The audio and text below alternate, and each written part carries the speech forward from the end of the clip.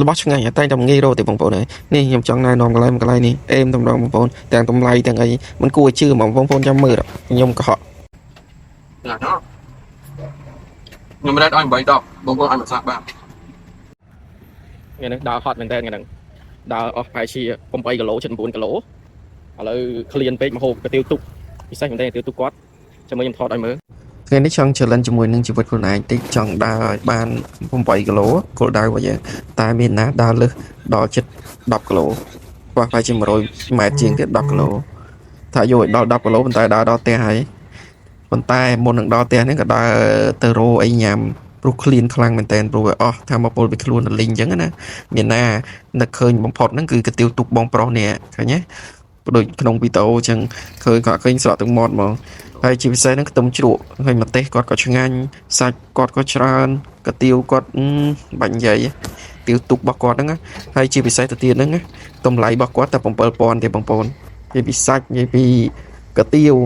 ឃើញហើយក្នុងស្រក់ទឹកមាត់ហ្មងគាត់បើកលក់តែពីម៉ោង7រហូតដល់ម៉ោង7ព្រឹករហូតដល់ម៉ោង8យប់អញ្ចឹងទៅប៉ុន្តែពេលខ្លះក៏អាចបិទមុននឹងដែរពេលខ្លះក៏លក់អស់អញ្ចឹងណាកាលខ្ញុំទៅហ្នឹងគឺគាត់បិទហើយចង់បិទហើយព្រោះចិត្តអស់ហើយអញ្ចឹងណាតែខ្ញុំសុំឲ្យគាត់ជួយធ្វើម្ចាស់ឲ្យខ្ញុំញ៉ាំណាមើលគាត់ធ្វើឲ្យមកកប់ចិត្តតែម្ដងញ៉ាំហើយទីទៀតខ្ញុំនឹងភ្លក់ឲ្យបងប្អូនមើលថាតើរសជាតិបែបម៉េចប៉ុន្តែបងប្អូនតាមមើលក្នុងវីដេអូហើយខ្ទឹមរបស់គាត់ហ្នឹងក៏គាត់ដាក់ជាមួយនឹងខ្ទឹមពងរបស់គាត់ហ្នឹងក៏មានកាកខ្លាញ់ដែរធ្វើឲ្យរសជាតិហ្នឹងកាន់តែឈ្ងុយជាប់ចិត្តតែម្ដងបងប្អូនអើយបាច់និយាយទេបងប្អូនមើលណាខកឃើញក្នុងវីដេអូនេះខ្ញុំឃ្លានទៀតម្ដងទៀតនេះពេលដែលខ្ញុំនិយាយនេះគឺខ្ញុំឃ្លានភាសាទៀតនេះហើយលយត្រង់បន្លែរបស់គាត់មានម្រះមានជីមានអីអេមរបស់គាត់ដែរនេះណាលទ្ធផលសម្រាប់ហ្នឹងបងប្អូនឃើញទេឃើញសាច់ឡើងណែនបុបតែម្ដងបងប្អូនមើលបុបមានគ្រប់សពតែម្ដងនេះបងប្អូនខ្ញុំក្រោយពីរត់ហាត់ប្រាណមិញហ្នឹងចំណាយពេលអស់3ម៉ោង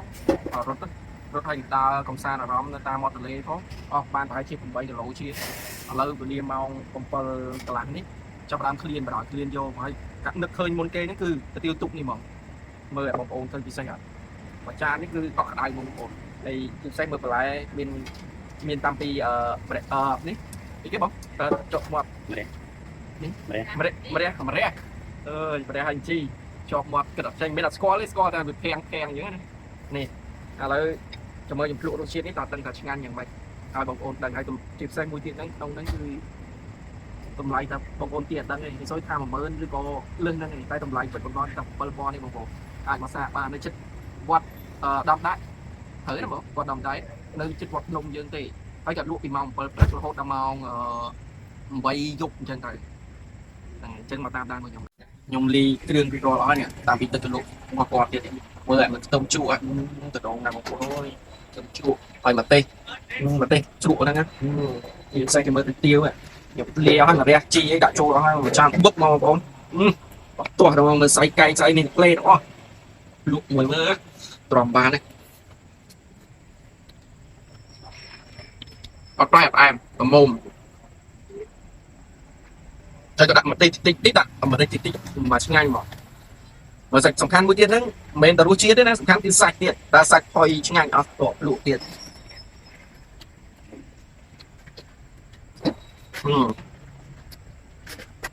ទូចំដាក់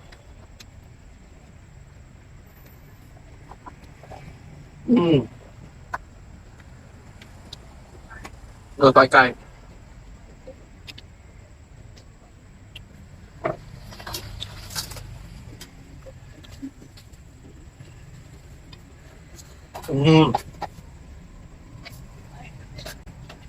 ណា